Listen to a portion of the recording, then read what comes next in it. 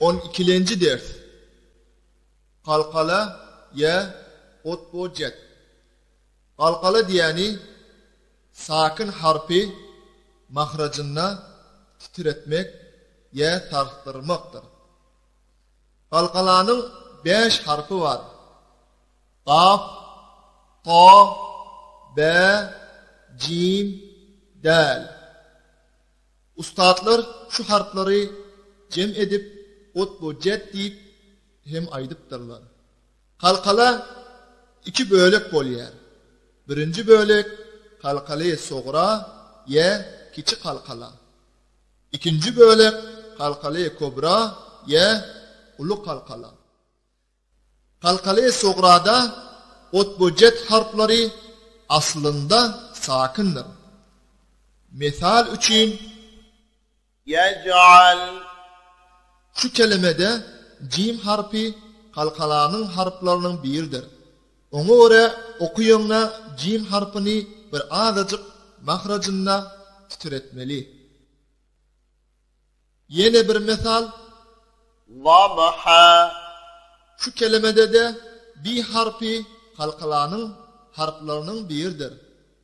Ona göre okuyunla bir harfini bir azıcık mahracına titretmeliler. Yeni bir misal Naq'a. Şu kelimede de qaf harf azıcık mahracına titretmeliler. Yec'al. Zabha. Naq'a. Eğer qalqalanın bir harfini sakin etsek qalqala-y kobra bolýar.